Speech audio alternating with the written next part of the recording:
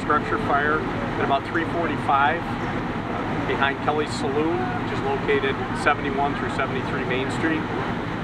On arrival, we found a fire in the rear of the building. It was discovered by a couple of citizens in nearby buildings. They attempted to put the fire out with a garden hose. The fire had probably been burning for some time. Fire extended into the outside, from the outside wall of the building into the attic and cock loft of the building. So the fire had a pretty good start before we got the call, before it was discovered. It was also at about the same time the people nearby, the adjoining buildings, discovered that the tenant who was in the apartment closest to the fire came out when he heard a pop and saw a little light and smoke in his apartment. So it started in the back of Kelly's. Was it actually started with the business, or was it something else that's behind the bar? We believe it started on the outside of the building. We're still investigating the exact origin, but it did not start inside the building.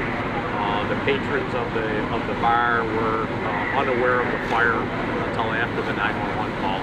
Now, did you guys have trouble? I heard that there was a water problem, and that's why you had to call another department. Is that true? No, there was no trouble with any water issues.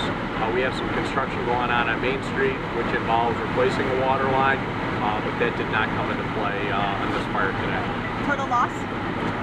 The building is severely damaged. We haven't been able to scope out the entire building, but we know that the roof is pretty well gone from it. It's uninhabitable. There are 2 apartments and 2 commercial buildings in the building. How many businesses surrounding the bar would you say are damaged because of this? There's some light smoke that got into the nearby buildings. We were able to contain the fire into the fire building. So we didn't have any actual fire extension into the other buildings. There was just some smoke. A couple of open windows, a couple of doors open, certainly put smoke into the buildings, but I don't see that they are uninhabitable at this point. How does the heat affect you and your department fighting this fire? For our firefighters, especially within the first couple of minutes, first hour of the fire, was pretty strenuous. The heat itself and our equipment, the hoses we had to stretch, it took its toll. So we brought in more crews as we needed them. On the Main Street building tight, we needed at least 2 more ladder trucks in order to gain good access and get to the fire. Who assisted you? What departments? Avon Fire Department, Livonia, Caledonia, East Avon, York, Mount Morris. So all our main surrounding departments. They brought a good deal of manpower here. This is the first major fire that we've had on Main Street in probably 30 years. So. Any injuries, Chief? No injuries at this point. Everybody made it out of the building safely. So the police were quick to make sure that the apartments were evacuated and make sure that the buildings on either side were evacuated. Getting to the initial fire, its location was difficult based on the fact it was in the attic. It's a very difficult area to get to, especially in this building.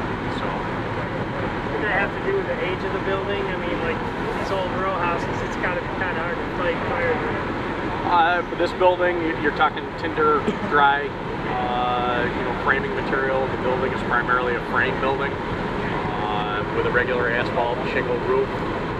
So it is pretty difficult to get at the fire, and like I said, it got a pretty good start before somebody discovered it and we were called. So at this point, we need to determine if the building, what the structural integrity is of the building, and we've got a lot of work to do to overhaul it and see if there's anything we can salvage. So, do you anticipate being here a long time tonight? Yes, we do. Yep.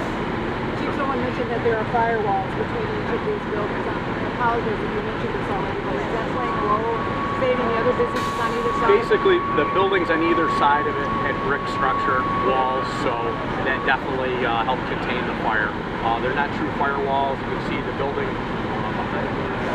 brown building there was built in 1876, and I imagine the fire building we're in is not too far off from that. So the age of the building, we're talking old brick, and we were fortunate that we didn't have any extension into the adjoining buildings. Let me just ask you what it's like for you to fight this fire. I understand this business has been here since 1978. A lot of people talking to them on the sidewalk feel emotional watching these flames, watching this business go up. Have you really thought to yourself to really your firefighters fight a local business that's been here a long time? You know, I think for any small community, having a fire in your business district can be pretty devastating.